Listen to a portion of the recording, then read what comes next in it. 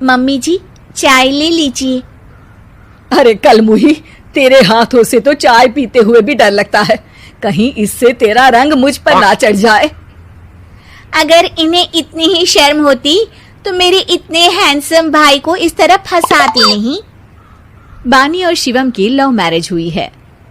बानी के ससुराल में उसकी ननद और सास हैं, जिन्हें अपने गोरे रंग पर बहुत गुरूर होता है, जिस वजह से वो बानी को सिर्फ उसके सांवले रंग की वजह से नापसंद करती है और हमेशा उसे ताने सुनाती रहती हैं। बानी उनकी सभी जली कटी बातें सुनकर चुपचाप वहां से चली जाती है। तुम माँ और छोटी को कुछ बोलती क्यों नहीं? मम्मी जी बड़ी हैं, हर छुटकी ना समझ, इस तरह उन्हें उल्टा जवाब देना सही नहीं। मेरी जिम्मेदारी उनकी सेवा करना है, जो मैं पूरे दिल से हमेशा करती रहूंगी। ऐसा बोलकर बानी रसोई में जाकर रात के खाने की तैयारी करने लगती है।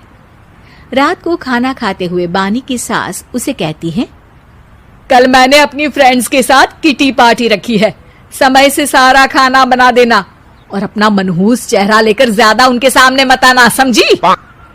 माँ, बानी आप दोनों की कितनी परवाह करती है, फिर भी आप उससे इतना बुरा व्यवहार क्यों करती हैं?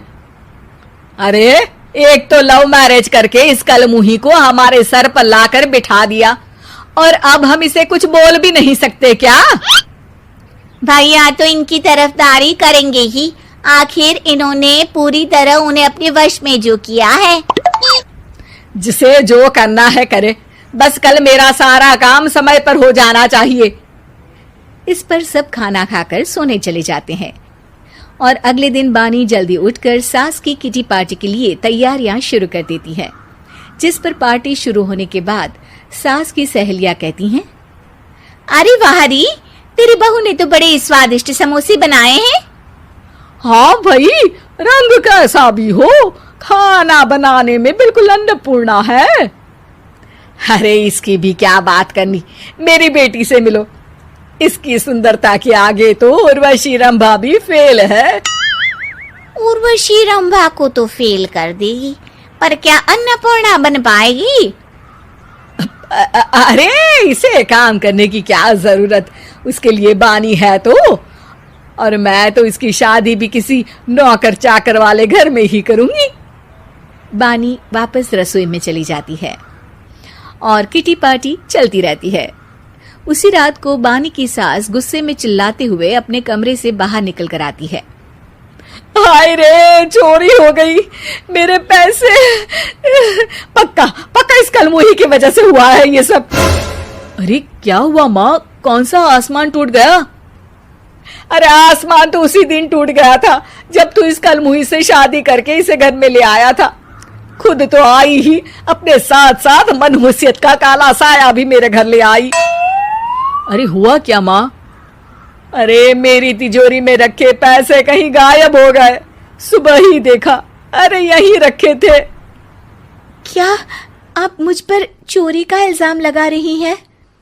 अरे काली बिल्ली पर भी क्या कोई मनहूसियत का इल्जाम लगाता है? ऐसा बोलकर बानी की सास वहां से चली जाती है, जिसके बाद शिवम और बानी बात करने लगते हैं। देखो, मम्मी की बात का बुरा मत मानना, वो बस परेशान है ना, इसलिए कुछ भी बोल गई। वो परेशान नहीं, मुझसे नफरत की वजह से ऐसा बोलकर गई हैं। उन्हें मैं हमेशा एक आंख नहीं सुहाती। देखो बानी, अगर तुम चाहो तो हम दूसरा घर लेकर वहां शिफ्ट कर सकते हैं।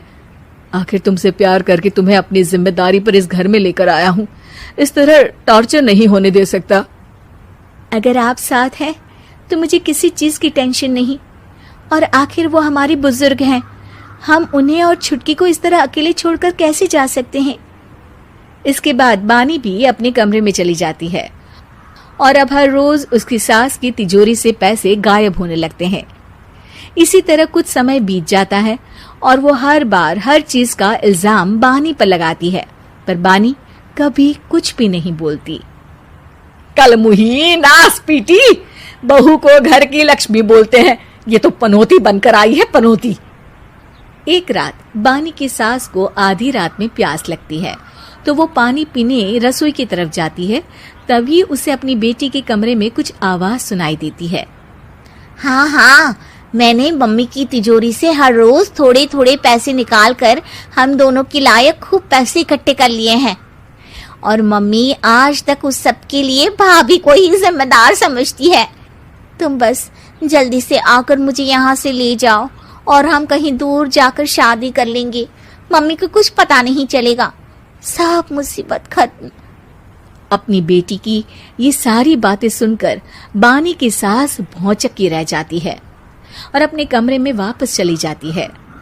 जब अगली सुबह बानी सास के कमरे में आती है, मम्मी जी, क्या बात है, आज आप कमरे से बाहर ही नहीं आई? आपकी तबीयत तो ठीक है ना? क्या छुटकी कमरे से बाहर आई या तुम उसके कमरे में गई? नहीं नहीं, क्यों, जाना है क्या? मैं अभी चली जाती हूँ। नहीं, कोई कहीं नहीं जाएगा।